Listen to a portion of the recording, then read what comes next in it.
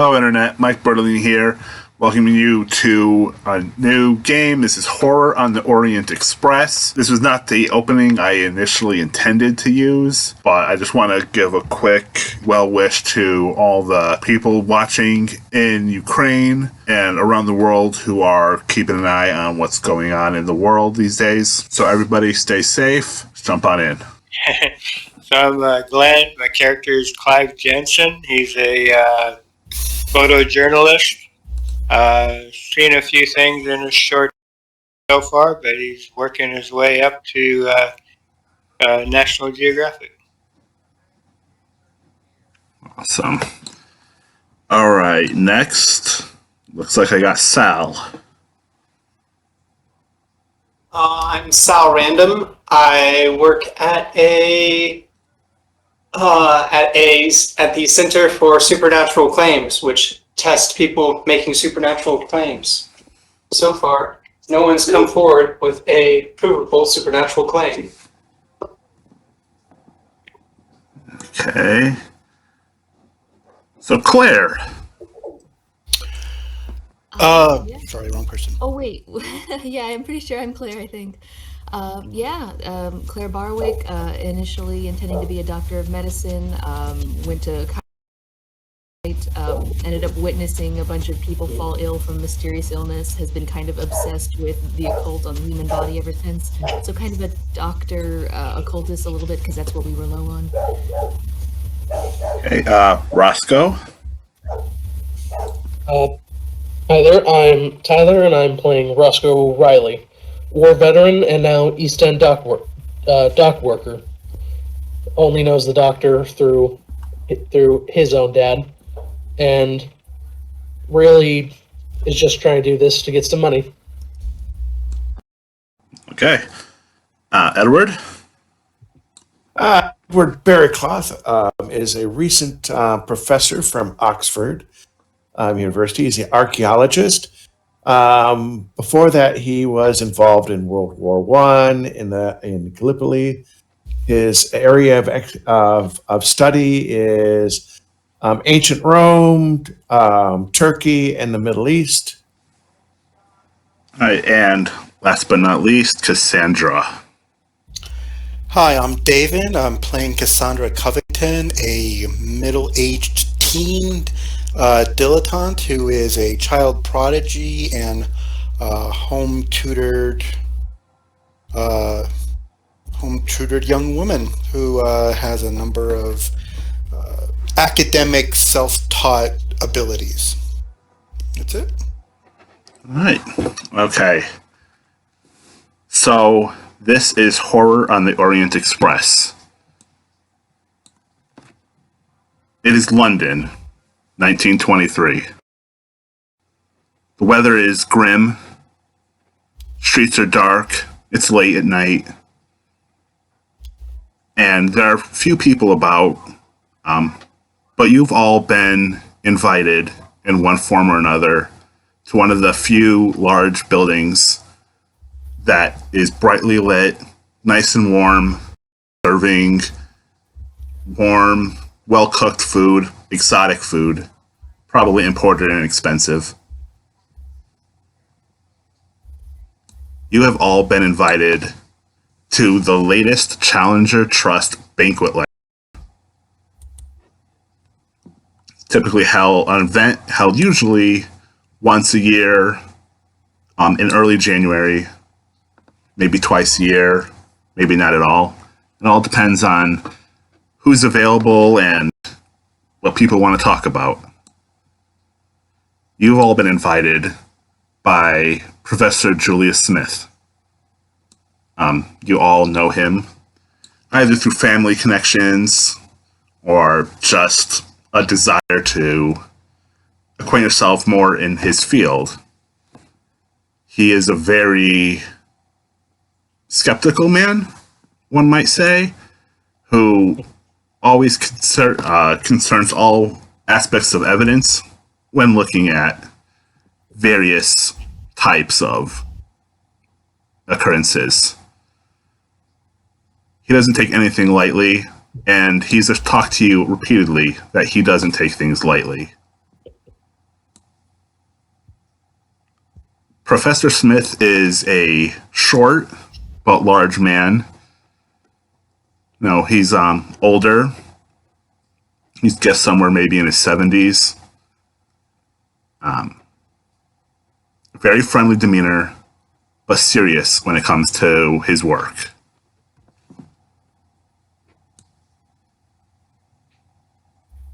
The first person he meets with is Cassandra.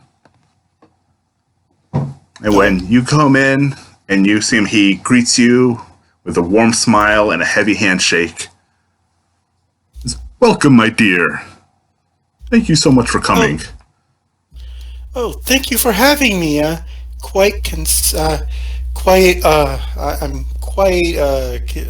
up in the air about the nature of the meeting, but of course I'm most pleased to accept your invitation. Oh, I have to give a talk tonight, and I'm just so excited. I want to invite people that I know and that I have some experience with. Well, my parents, I'm sure, were most honored by your invitation, and I myself am very interested in your field of study and would like to hear more about it.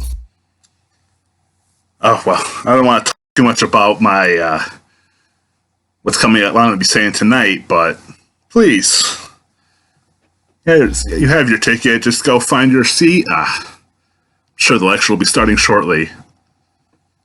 Okay. And Cassandra, you make your way to a row of empty seats that are all labeled reserved.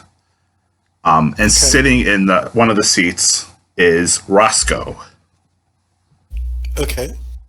But as I approach the row of seats, can I see or make a roll to see if there are any other nameplates or name tags on the other seats to see who they might be reserved for?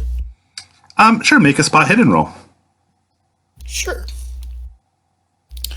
Do, do, do, do, do.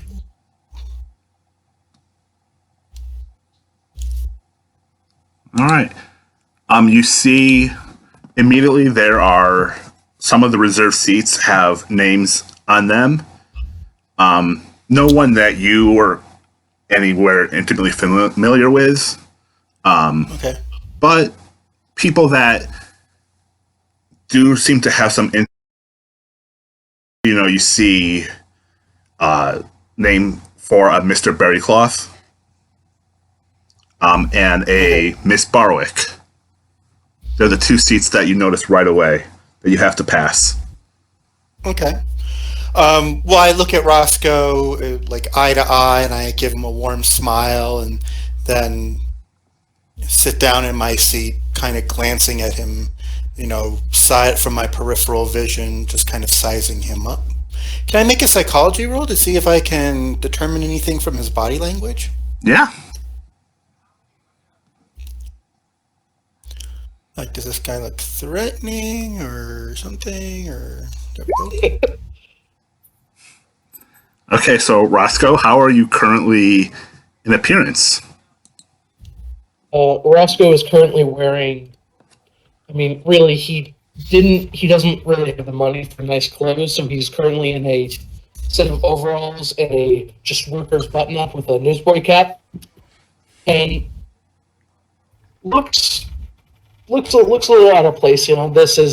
He looks like someone who really doesn't even want to be in a lecture hall or kind of this kind of place, But all in all, he seems to be in good spirits. Okay. Look. He looks on the far end of 30. Okay. All right. 30s. So she's kind of weary of him to begin with because she's had bad experiences with older guys being a little Yeah, of course. treacherous. So again, keeping him in her peripheral vision, but she's keeping scan of the rest of the room and waiting to see if any of these other people are going to show up. And she sits down and again smiles at him warmly, but then Introduce himself. Oh, hi there, miss. Let's go, Riley. Pleasure to meet you. So without shaking his hand or anything, she again turns to him and smiles. Oh, it's a pleasure to meet you. Cassandra Covington of the Trelawney Covingtons. It is nice to meet your acquaintance. As she kind of, again, she's polite, but kind of dismissive Yeah. because she definitely looks like she belongs here. And Oh, you look like you belong in the back with the help. Don't think I've quite heard of you, but it's all the same. Oh, we probably don't travel in the same circles, but it is nice to meet you. Definitely not my. I don't really go here much. So she looks exactly like she does in her profile picture. This probably isn't black tie affair type of thing as a lecture. And she looks about her mid-teens, maybe 15 or 16 years old. Yeah. All right, so Say, if I may ask. Oh, sorry. no, go right ahead. Sorry? Say, if might ask, what exactly is such a young lass doing here? Do you say it in that accent? Yeah. Okay. Forgive the accent. I don't quite know how to say it. Well, that's okay. I don't know how to do an Irish accent either. So, my my family and parents were invited here, and I'm very interested in Professor Smith's area of expertise and his research. And as both a courtesy to him and as personal interest, I'm very interested in showing up and hearing what it is he has to say. I considered myself quite a learned young woman. And she says this with a bit of disdain in her voice, kind of like, why are you talking to me? So. All right, so Well, that's a very good thing. our little imaginary camera scans around the room, and Clive, you're walking through the entire space, looking at the various angles, trying to see which, where you would put a camera as you move to take the best possible pictures of the people giving the lectures. Mm-hmm. And as you're crossing the room, you're approached by Professor Smith. Oh, I'm so glad you made it. Yeah, I wouldn't have missed it. I gotta get every opportunity I can to get best pictures. Oh, well, my boy. You know, I have looked at your work and it is very impressive. Thank you. Myself, am definitely looking for a new photographer after what happened to my previous one. But, so I'm very interested in seeing how you do. Now, tonight, just enjoy yourself. Listen to what has to be said. I can do that. What position are you speaking in? Oh, I'm the, you would say the main speaker of the evening. All right. Well, I'll be ready when you get up there. Please, I have a row of seats reserved for all my honored guests. Please. Your seat's at the end of the row. Oh, you don't need me? You don't need any pictures taken tonight? No, not yet. But I'll let you know. All right. Well, I guess if you insist, and I'll make my I'll excuse myself from him and make my way over to the row of seats.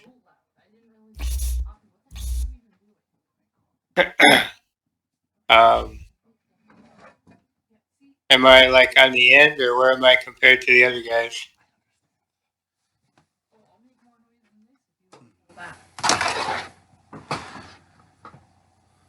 All right. So, let's see. Where were we? So, Clive, you've taken your seat. And just as you do, Claire Barwick walks in the room, making a big presentation of herself. Oh, a big presentation. All right. Let's see. Well, I would walk up to the good professor and give my greetings. I assume we're old friends, so we must have met possibly in Cairo. Probably. Perfect. He's a linguist, so he probably would have been very useful for assisting in letters regarding translations of some of the areas there. Well, how are you, old friend? Oh, I'm very good, thank you very much. Please, I have I'm so glad to see you. Yes, wonderful. It is wonderful to be here, although I will say it is a great deal more wet and cold than Cairo was. Yes, but so great to be home. I always say. It is. Please, Absolutely. I have a row of seats reserved for all my honored guests. Right at the end. Perfect. All right, I await the lecture. I guess I would go and move towards the seats. All right. Edward, when you were originally contacted about the Challenger lecture, you had assumed that you'd be speaking there and not just another guest. And so you were a little Oh, well. you were a little perturbed when they kept you from approaching the stage. Oh, well. And in your frustration, you are looking around, and Professor Smith walks up to you, smiling. You recognize him. Okay. Ah, hello there. How's it going? Oh, my boy. So good to see you. Yes, how is it going? I know my character knows he's the main speaker, right? Yes. Ah, I look forward to hearing what you have to say. For some reason, I got this strange idea I was speaking, but obviously I'm fresh out of the university, so obviously it had to be you. Oh. Well, of course. I couldn't have someone of your caliber competing with me. You're such a... Yeah, right. You and I both know that you have much more experience than I do. I'm just pleased that it's someone that I know Yes. and respect. Well, please. I did want you here, so please. Excellent. I have a row of seats reserved for my guests. Please. Oh, okay. If you could point it out to me, I'll head over right there. Third row. Excellent. All right. So I head over there. I'm definitely taking a good, careful look at all of them. Because I am curious about who he has invited. Well, you see a sort of eclectic mix of people in that row. You see a young-looking girl. Someone who looks a little stouter, very focused, and eclectic-looking woman. And someone who you wouldn't, a man who you wouldn't expect to see here, more lower class than you. Yes. Well, Okay, well, it's his friends, not mine, so, who am I to judge what kind of people he likes to hang around with? And I will, yeah. Greetings there. I do believe I'm joining you. I'm Professor Barry Barrycloth. Nice to meet you.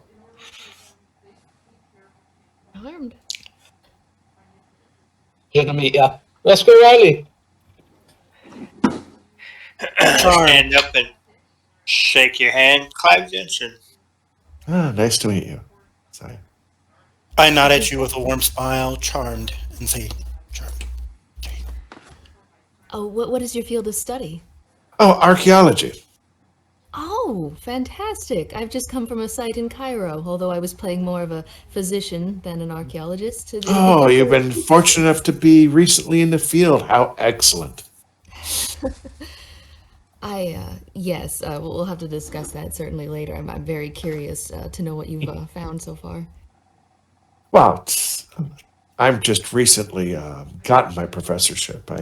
Unfortunately, the war kind of delayed things for me, but I was able to regain my studies and finish up my degree. Oh, wonderful. Well, some flesh blood is exactly what this field of expertise needs. Yes, I must admit I was piqued by Egypt, but my current interest in studies is ancient Rome, Mesopotamia, and the area of around Turkey. Oh, fantastic. Are you fluent in any of those languages? Well, unfortunately, I was stuck in Gallipoli, so I'm actually fluent enough in Arabic and Turkish. Amazing, amazing. When you had to deal, when you had to deal with, um, you know, in the trenches, you used to learn in another country. You quickly learn the other lingo if you want to save your life. Fantastic. I've only ever known Latin myself, and that's purely for, classification reasons. But yes, it's definitely good languages to have considering your field. Yes, well, I do know some Latin too because of my studies in the Roman Empire. But yeah, it's exciting to meet a fellow Latinist, Of course, of course. and I take my seat and carefully, properly get ready to watch. If there's a little pamphlet, I look at the pamphlet. All right. The last person that joins the row of seats is Sal. Sal, you had met with Professor Smith prior to everybody else coming in. Sort of unusually, but he assured you that your attendance was very important. It was very special to have you there.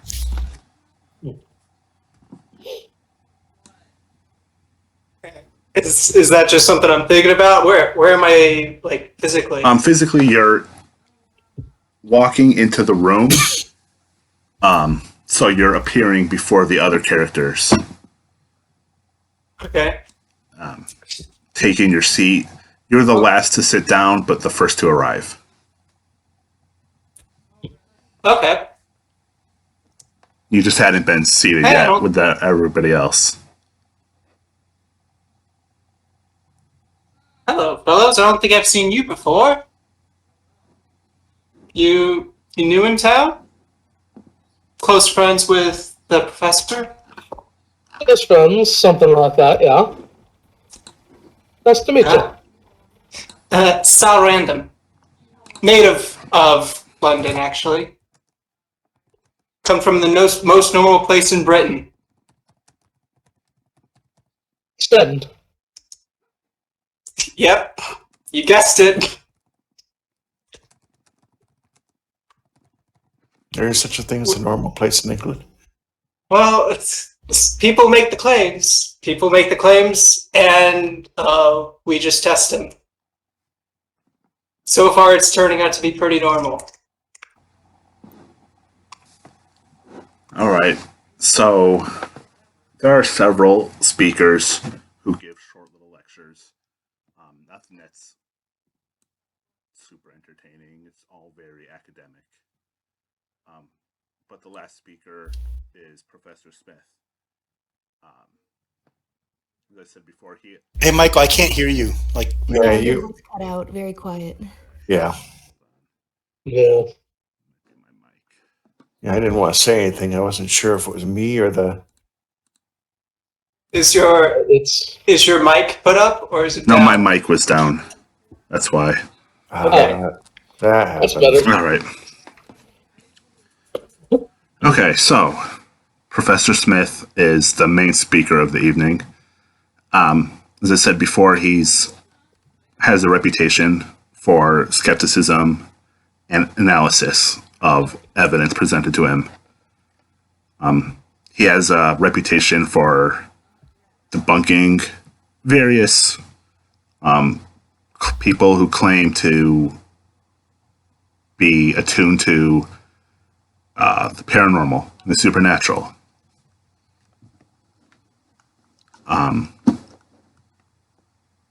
So when he gets on stage and a projector fires up to show a picture of looks like a ghost ship of some sorts, everyone seems to fall silent. And Smith talks about the ghost realm, the spirits. He goes on and on in a very academic sense, talking about how money is not the driving factor behind people claiming to see ghosts. He says that there seem to be a few categories of ghosts that appear almost frequently. Most specifically, the poltergeist and the traveler. Two types of ghosts that are encountered more often than not by people who claim to see ghosts. And he proceeds to go through slide by slide to show evidence of what he claims to be a haunting on a nearby lake in England. Now, Clive, you take a close look at these pictures, and from your expert eye, you can tell there's nothing fake about them, but they don't seem to be depicting anything normal, nothing natural. They're showing a ship moving very slowly, almost detached from everything around it, as the waves of the water are moving counter to the way the ship is moving, how it's almost transparent and you can sort of see the moon through the sails of the ship.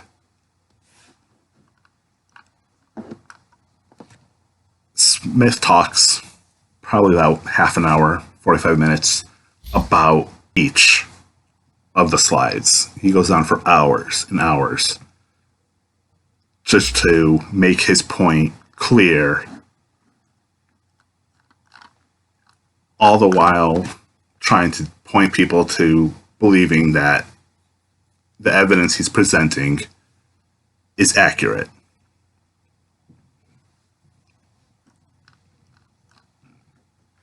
He finally concludes by thanking everyone for coming and listening to him, and he hopes that everyone in attendance walks away with a new understanding and a new belief in the supernatural and the unknown.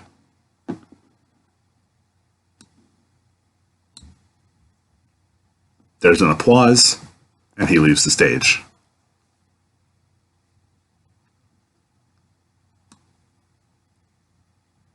So what do you guys think about that?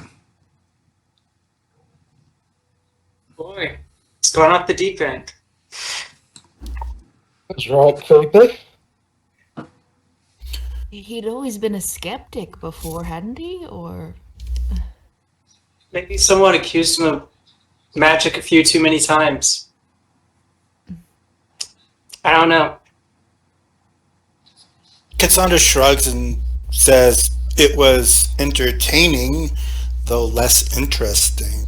Seems like What? it could have been cut to 35 minutes plus hors d'oeuvres.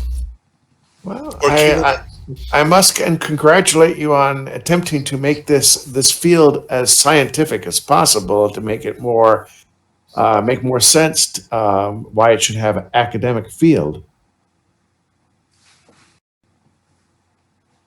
So people begin getting up from their seats, moving away from the room, and everybody make a spot hidden roll.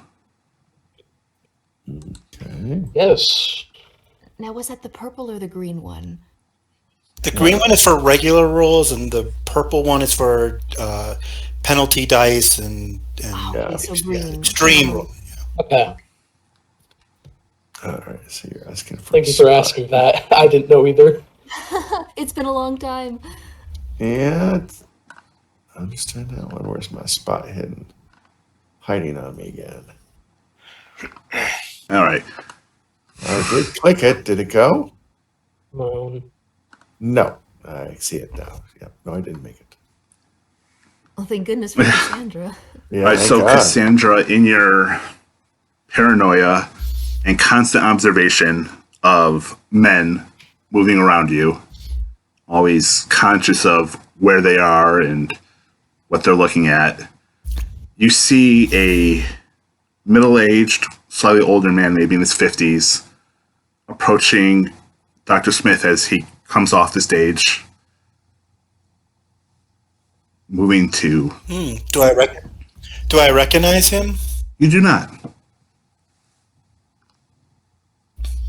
So, Cassandra, keeping eye contact, like staring at this guy, will stand up as casually and unobtrusively as she can, and excuse herself to the other people in the aisle, make her way down to the center aisle, and kind of work her way down to the stage, kind of like stopping, to introduce herself to other guests, kind of pretending that she's being social, and you're like, "Hi, Cassandra Covington, it's so good to see you again. I think my parents had you at their dinner soiree or their spring cotillion or something." But really what she's trying to do is just kind of get closer to overhear maybe what it is that they're saying. All right, and Roscoe, you have a small recollection of who this person is.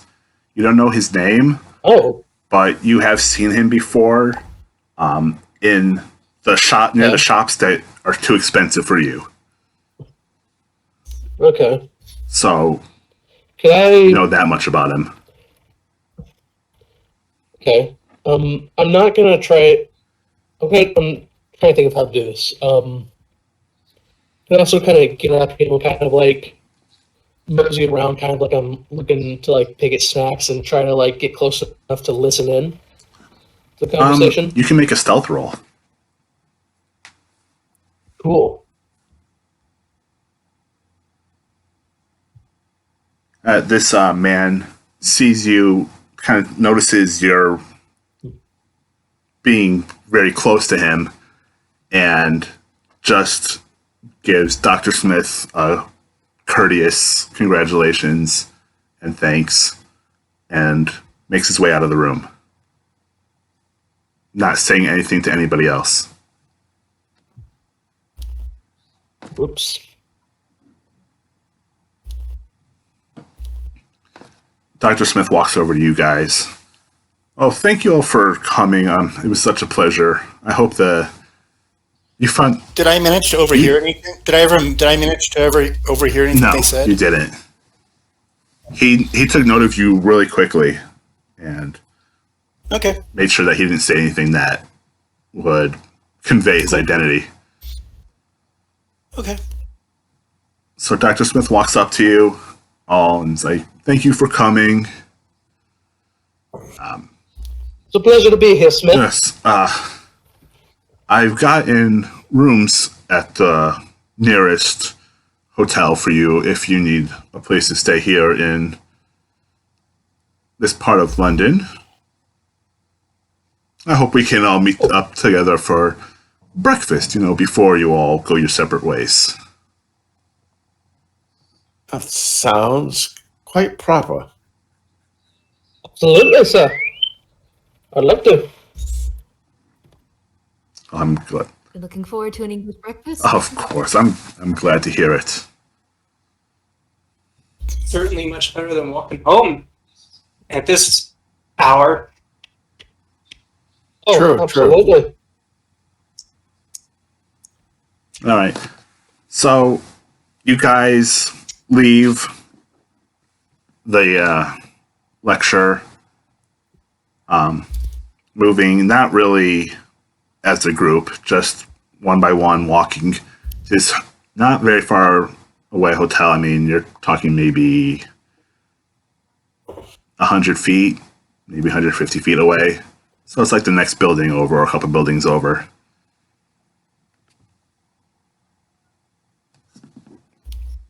Cool. And it's a quiet night. It's just a typical London evening. The weather is just as pleasant as ever. But as promised, Dr. Smith had reserved a bunch of rooms for you in this hotel. Each one of you has a separate room. And you can go to those rooms, get yourself comfortable, and go to sleep. The next morning, you all meet down at the hotel's little restaurant. And you're waiting, but Dr. Smith doesn't seem to arrive. You don't see him no matter how many times, whenever the door opens. He's not the one who's walking in.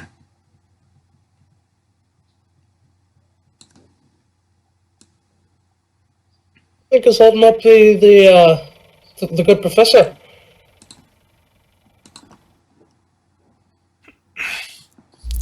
Cassandra just arrives, I guess, in the dining room or wherever we're having breakfast, and says good morning, and hears them say, "We haven't seen the professor," and she says, "I haven't seen him on the train platform or outside of the hotel." Can everybody make a spot hidden roll? Absolutely.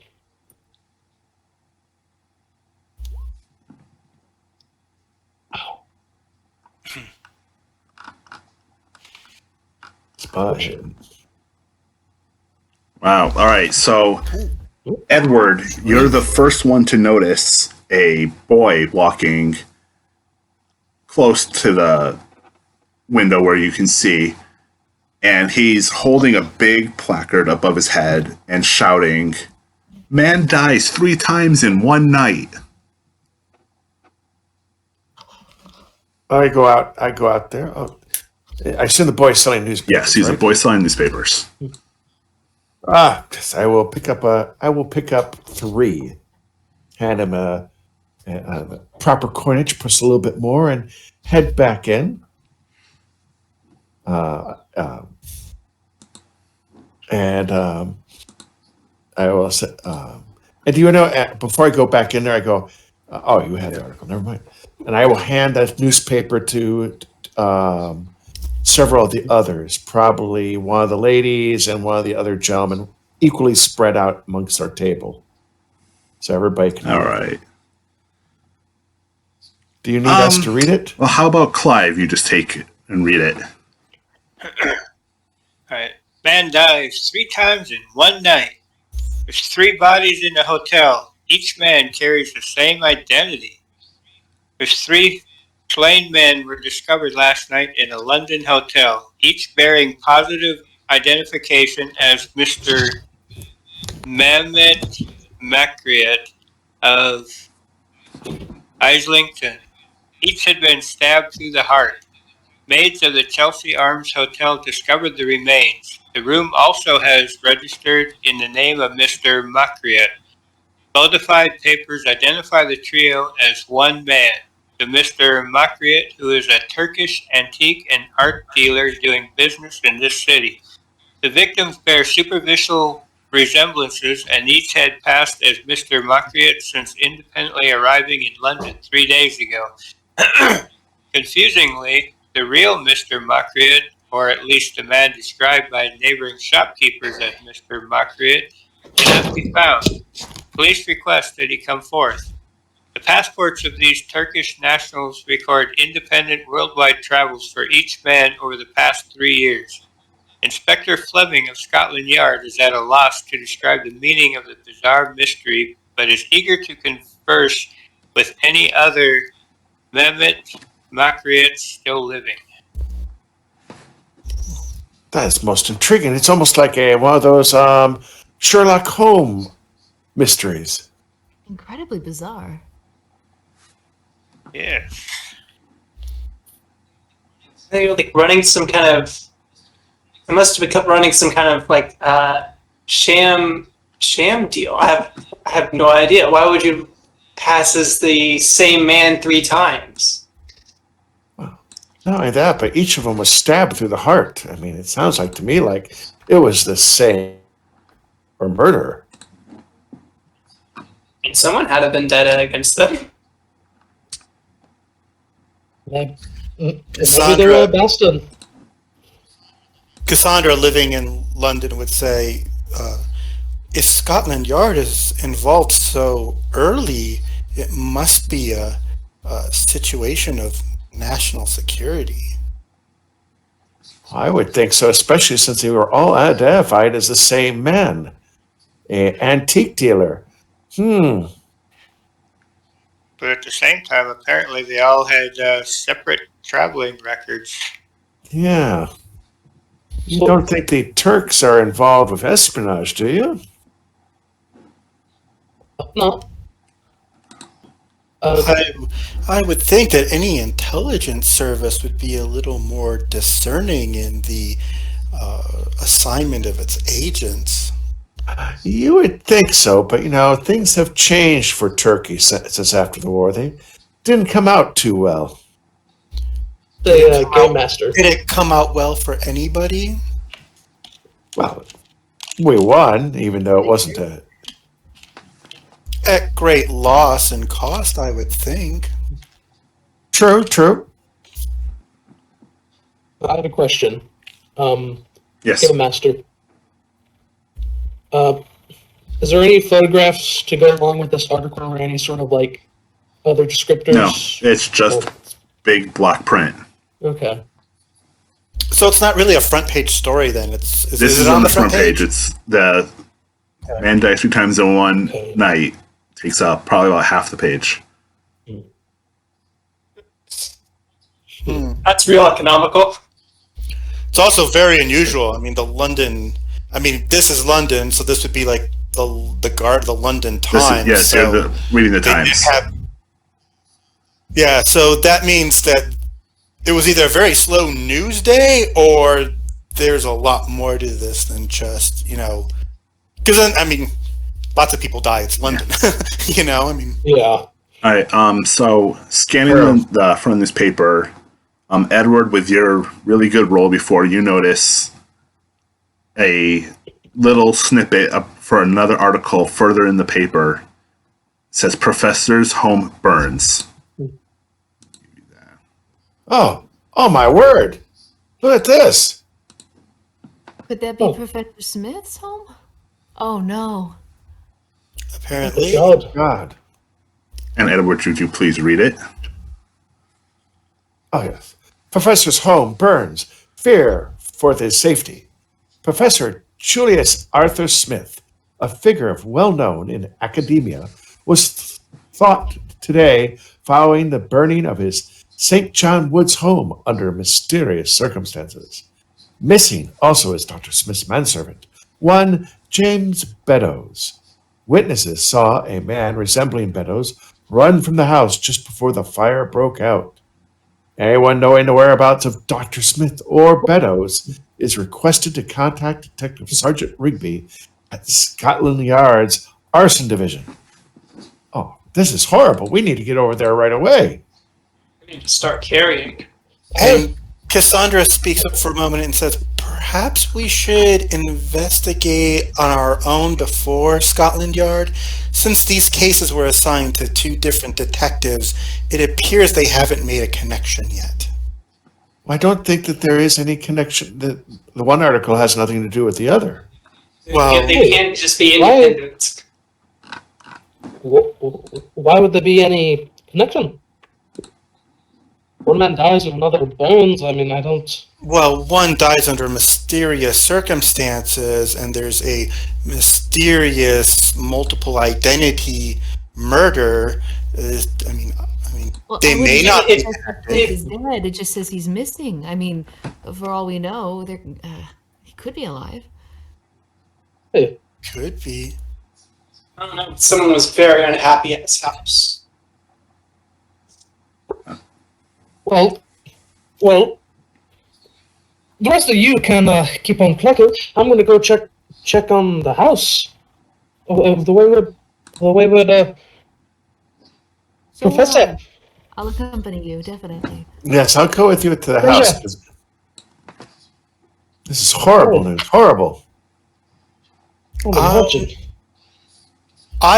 Cassandra speaks up and says, since we're at the hotel already, perhaps maybe we could find some way to take a look at the rooms these antique dealer doppelgangers were checked into.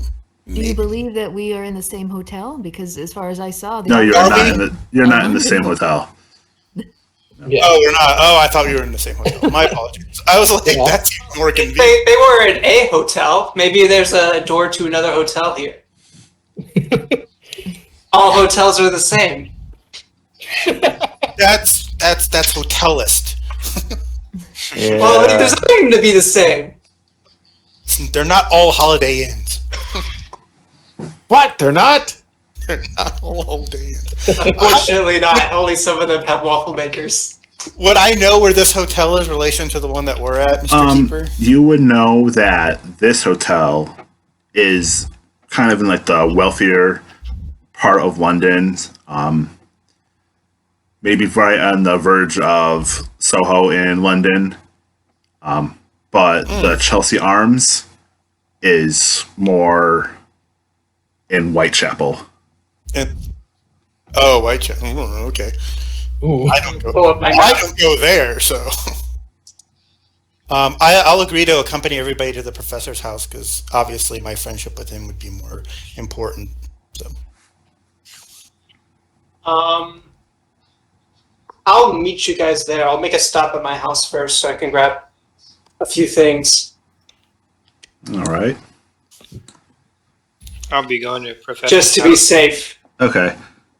So the majority of you go to what remains of Professor Smith's house. It was a sprawling building, large, definitely expensive, behind a 8-foot stone wall, but nothing stands anymore. There's maybe some ruins, some chimneys, but for the most part, the space is entirely empty. You see a few people dressed in police uniforms walking the grounds, but nothing is. So there's Met's Constabulary is there? Anybody from Scotland Yard? You're not sure. There could be, but no one that you notice immediately. I recognize any law enforcement kind of individuals. I'm gonna say you're gonna make a spot hidden roll. Okay.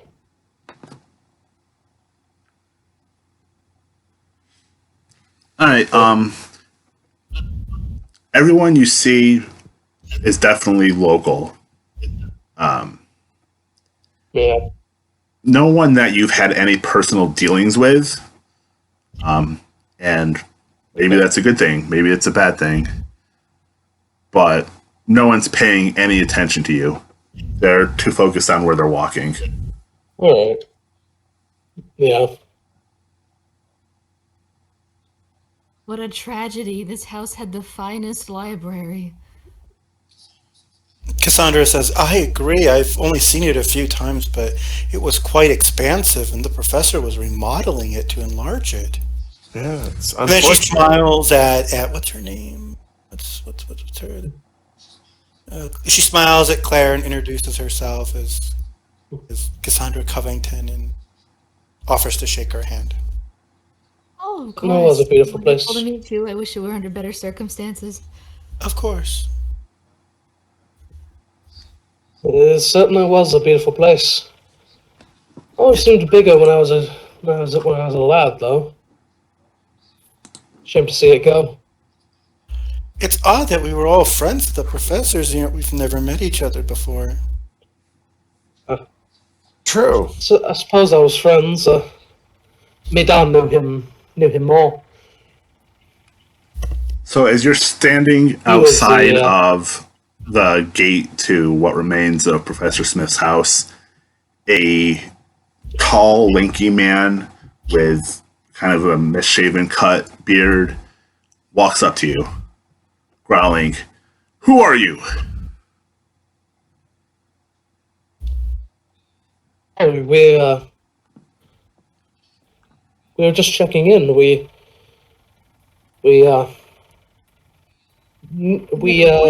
Professor. yes. When did you see him last? We were friends with the professor. We were supposed to meet him for breakfast this morning. It's a shame. You saw him Last last night. night, huh? I Well, that seems to check out with our investigation. All the neighbors have said that the fire broke out in the middle of the night. Well, whatever. Oh, I'm Sergeant Rigby, Scotland Yard. pleasure, sir. Who are you people? Not all from around here. How close is the professor's home to my parents' home? Oh, I'm not entirely sure. Looking at, I didn't look at a map. Probably not too far. I mean, would we be in the? So we'd be in the same. Yeah, neighborhood? probably not too far. Definitely same. Okay. You'd say general area because it's all wealthy homes. Yeah. We were all gathered by letter to attend a lecture, so we don't exactly know each other, but we all knew the professor, I suppose. True. And do any of you know Beddoes, his servant? I Oh, did. okay. Any recent interactions with Beddoes or no? No, sir. Not You see, sometime. he's taking a little notepad out of his jacket and is writing something down that you can't see.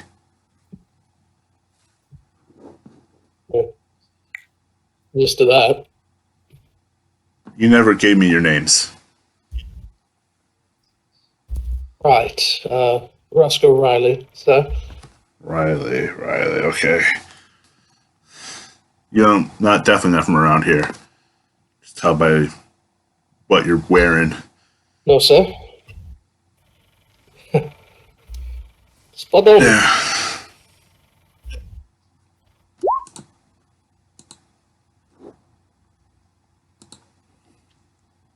What are you looking for?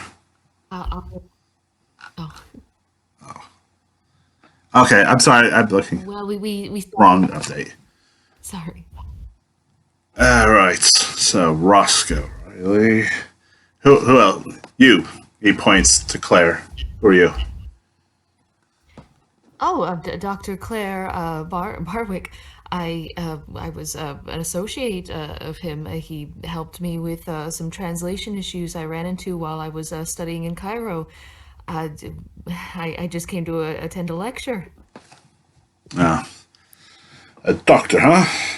Well, my professional opinion, the patient probably burned. Yeah. Oh dear. Sad thing, really. Have you found him in there? No, they're looking for the body now. So far, nothing's turned up from him. But don't tell anybody that. Of course. Confidentiality is my middle name. Definitely good.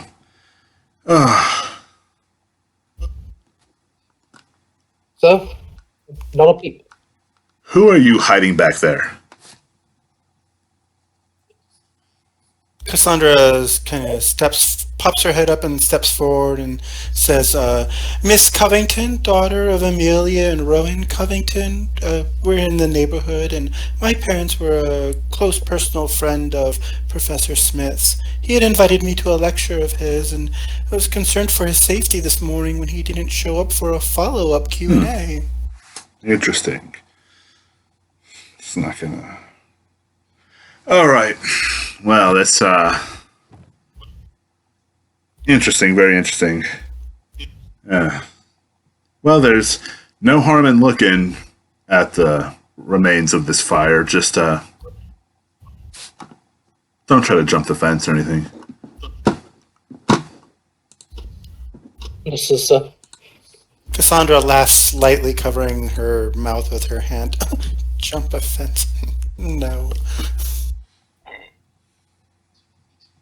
so I forgot to mention this earlier. Roscoe has a limp, so he will not be jumping a fence anytime. Oh no.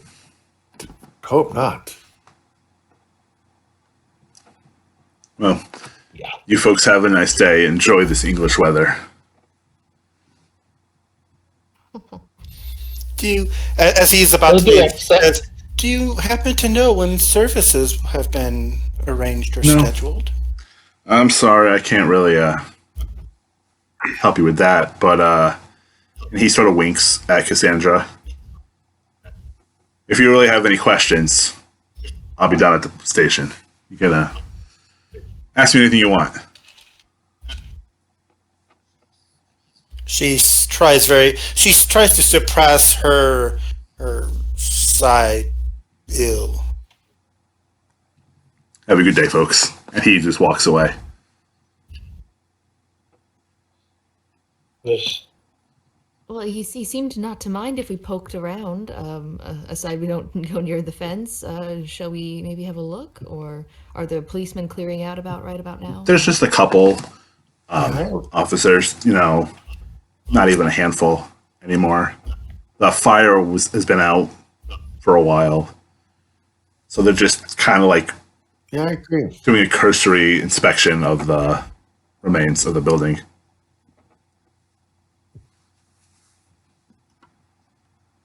Were we correct in assuming that we could possibly maybe walk around the ruins a bit without being impeded by? As long as you were to stay in the public areas, so not go actually onto the property, would be allowed.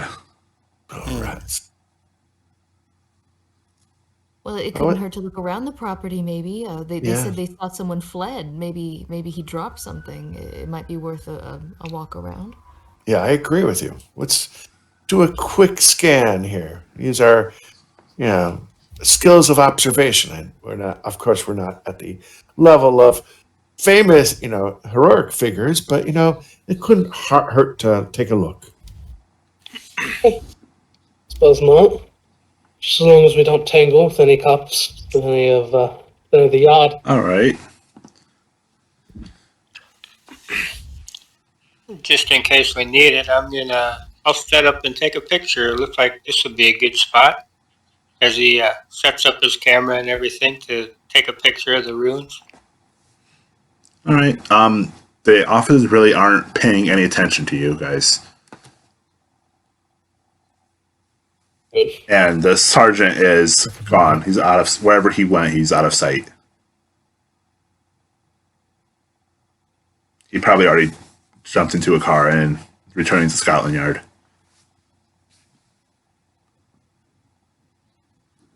Just like that. Shall we spread out a bit and poke around, or? Yeah, that might be wise. We have, Uh-huh. or we could go as a group. Just be careful where we step. It's so easy to miss things. So why don't we go in pairs? That way, everybody's safe. Sim best. All right. So, who is going to go with who? And how would you like to explore the ruins? I'll call them. All right. Well, I mean, I'd rather be going with one of the you smarter fellas or lasses, in case we find anything I don't quite know. Why don't you tag along with me then? Absolutely. All right. Well, perhaps Cassandra would like to accompany me then. Of course. It would be charming. Wonderful. All right. Hey there, Mr. Edward. Yes. You mentioned you were served.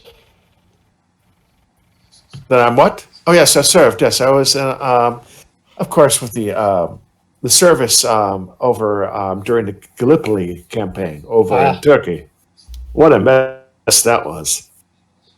I heard about it on my own end.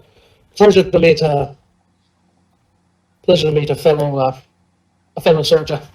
Oh yes, well it's always good to have brothers in the trenches, is it? Now, there's nothing that tells you more about a man than a man that can stand by his brothers, right? Absolutely. All right. I was over in France, I believe. Oh, that was bad too. They blew out me kneecap. Straight shrapnel, tore it off. Ugh. Nasty. Aye. Yeah, I got this scar running down my face from some shrapnel that came through. I was peeking over the trenches. At least you had a chance of French bread and French wine. All we had was those Turkish flatbreads. The wine, the wine was nice. We could get over the smell of the trenches. Oh, yes, that's the worst. Between the water And the rats. and No shortage of them. and the smell of death. Oh, All right. let's So take how a look would here. you two like to approach the house? Yeah, we slowly approach it, going around it, just Yeah. scanning the area, first the grounds before we step on it, so we don't miss anything on the ground, and then slowly scan up and then slowly move forward. Yeah, same there, just try to do just as I was taught, try to clear out, try to see what could be around All right. it. Well, you two can make luck rolls. Oh boy. Oh boy. Whole bunch of rolls today. Oh! Nice. Oh, success. Let's see, let's get mine going. Not that you can improve luck, but we'll see what we can do. All right. So you guys get on the property. There are no officers around you, and any that are nearby just aren't paying attention. So you're able to use the natural cover Okay. on the property, natural trees and shrubbery, to sort of mask your entrance. All right. Okay. All right. Now, Clive and Sal. How about you two?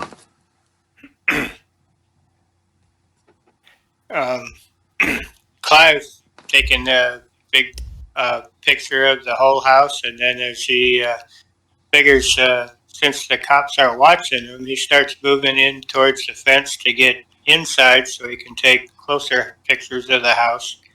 All right. And yeah, I need you. You're gonna make a roll. Make a dexterity roll. all right.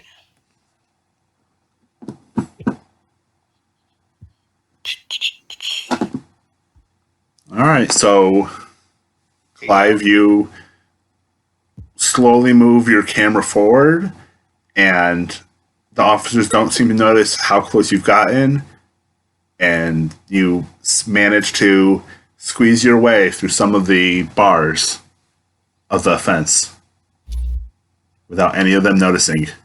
Huh.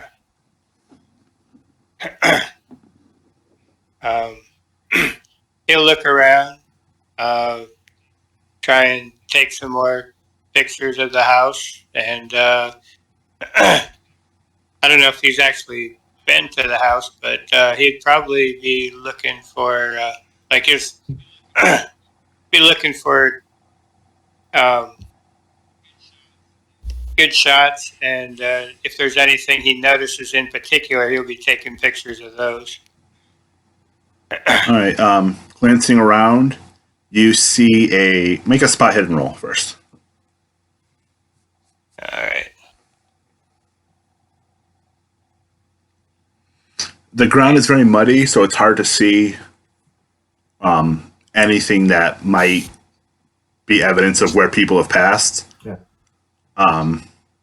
But you do happen to take note of a couple footsteps under a row of trees nearby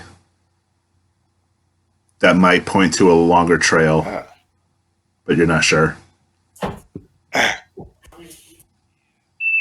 He starts following those footsteps as he can.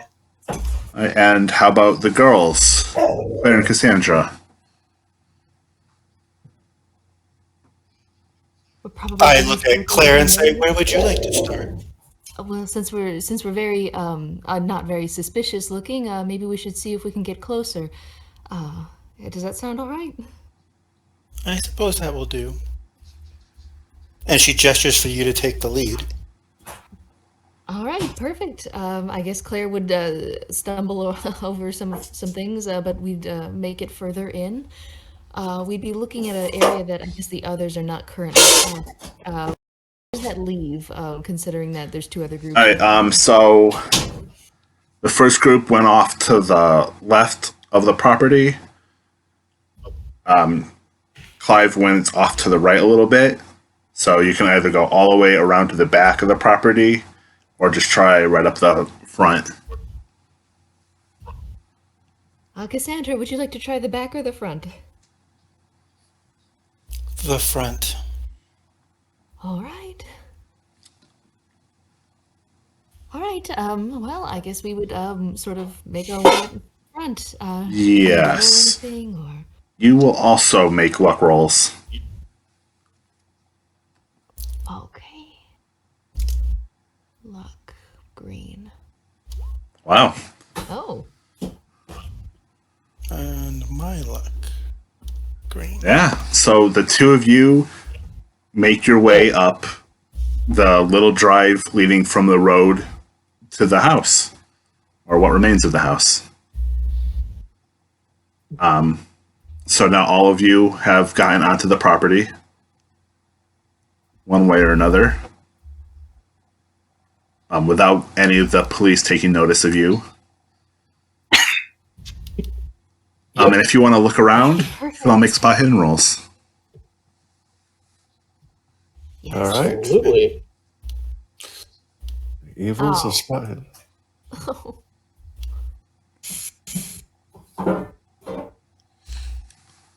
All right. So, Edward, you're familiar with how things should be constructed and how things move. And your keen eye notices a slight gradient of from where the house is towards the road, and you can almost predict how a person would run down that hill if they were trying to escape. And as you look closely, you see two pairs of footprints moving away from the house towards the road. All right. Well, I could see the path of where the person who left the house. If you take just a look down that gradient down there. Do you see it, Roscoe? Hi, yeah. I see it. Clear as day. Huh. It was, that was Mr. Beddoes. Yes, I'm assuming so. Well, should be, maybe.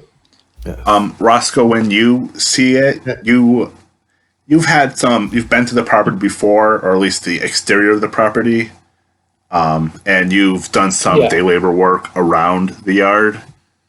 And there's something that immediately stands out to you because it wasn't there the last time you were at the property. And it's this, what looks like a small, maybe brass or bronze object, kind of sticking out of the ground.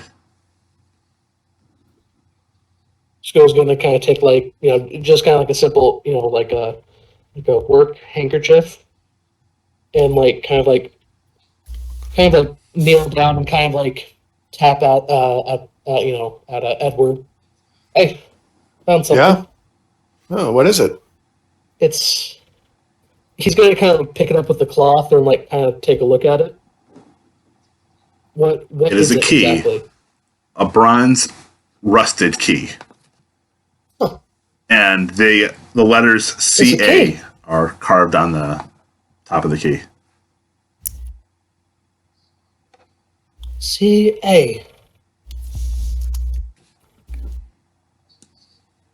This goes to something. I haven't seen this Yeah. before. I've done some work around his house. I hadn't seen this. The letters don't mean a whole lot to me, though. Do they mean anything to you? Roscoe, you can do make an they? intelligence roll. Oh boy.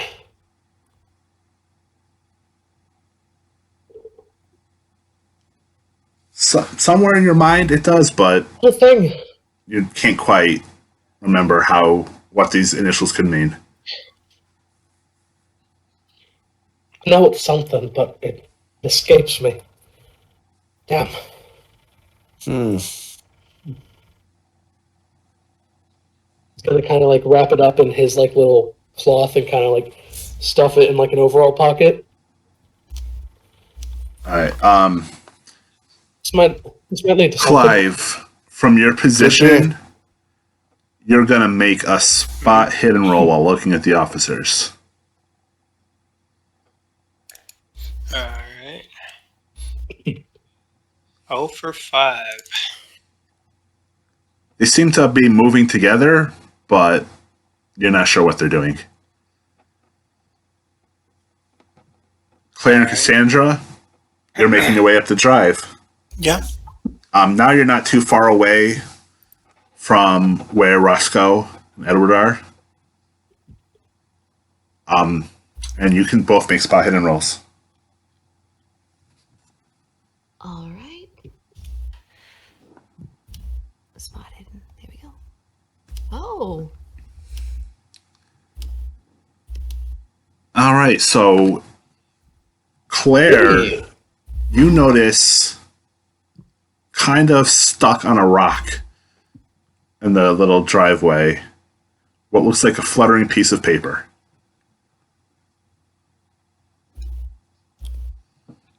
Fascinating. Well, I suppose I'd crouch down and have a look at it. I'd probably use some tweezers from my doctor's bag. All right. Let's see. It is a scrap of paper that, when you unfold it, looks like it was something that is meant to have gone to you all. Let's see.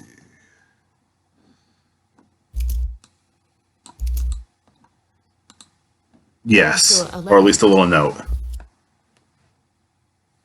Right. Okay. I guess I would read it aloud to Cassandra. Here, what's this? It seems to be a note. It's handwritten. It says, would I be able to tell if this is the professor's Well, handwriting? it's not even hard to tell because it's on the back of a business card that has Professor Smith's letterhead on it. Yeah, I didn't even read the signed off J.A. Smith. I'm sorry. Okay, it says, come at once. I haven't long. For God's sake, let no one follow you. J.A. Smith. That's strange. It's quite disturbing. He knew, I suppose, that there was a catastrophe about to happen. It's also quite unusual that despite all of this, we would specifically find this note. It seems maybe a bit contrived. You think that it may have been planted? It does seem very serendipitous. Would there be any scorch marks or burn marks on it, or is it It particularly looks dirty? dirty, maybe slightly ashen, but no, not scorched. So it wasn't exposed to flame. Huh, and this is right up near the entrance of the house. Then we're on, or are we still? You're in the near driveway, so you're probably, I don't know, maybe 50 yards from the road, another 20 from the house. I see. In that case, perhaps he dropped it when he fled from the flames. And he dropped it while fleeing, and yet there's no scorch marks on it? As if the fire just right outside the door there would not have at least browned it a little bit. I suppose that's possible. I'm not particularly an expert of fire, but it is a mite bit suspicious. That's true.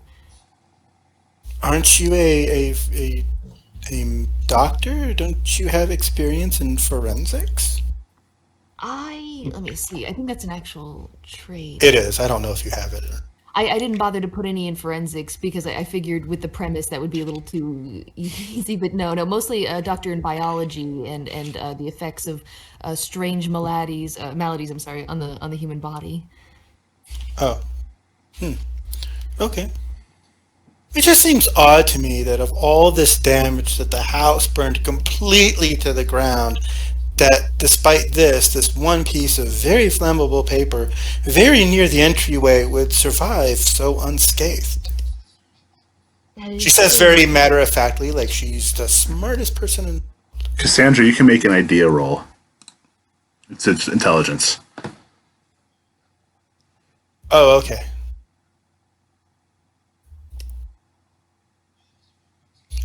Oh, that was the wrong one. Sorry. I pushed the wrong button. There we go. All right, you are confident that you're correct. So confident that you start looking around more for any sign of what has really gone on here, because you're sure that this didn't happen as one might expect. It didn't happen while Professor Smith was fleeing the flames. It hadn't been sitting here all night in the rain, untouched, undisturbed. The police never discovered it. It seems too coincidental to you.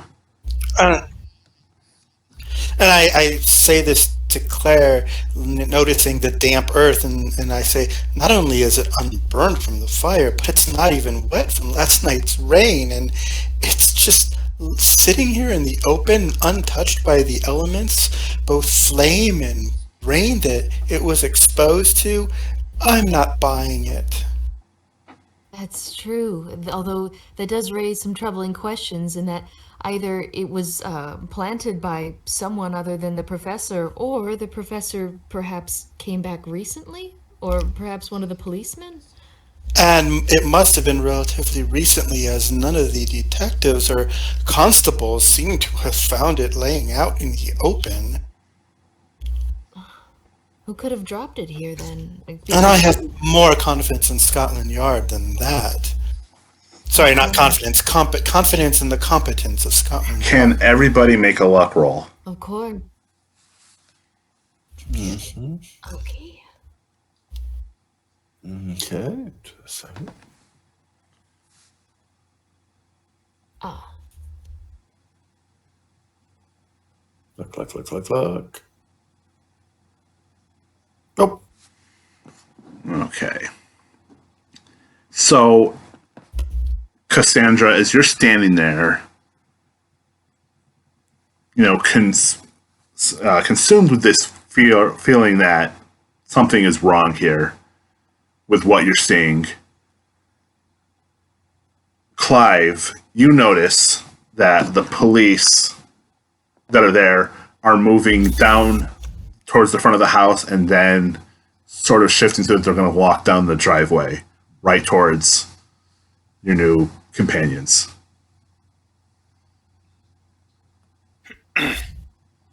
But they haven't seen the two of them yet. So do I need to roll? You would have to make a dexterity roll. to run over there.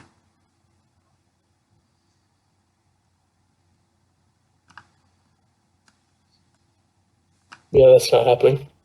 And so you're trying to get over there as fast as you can, but it's not you. You Yeah, I'm like- slip a little bit on the wet ground, you know, and you can't just get traction. Oh, All of a man. sudden, you know, the police are coming down the way.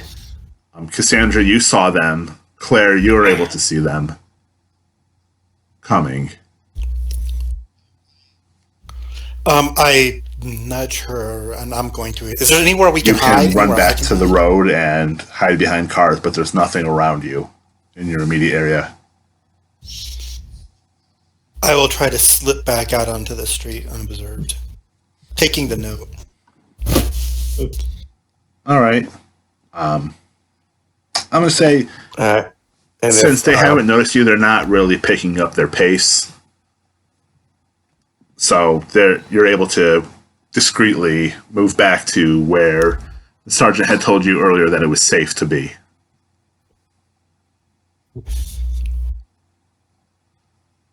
Whew. And you all extricate yourself from the property Oh, good. without the police ever noticing you.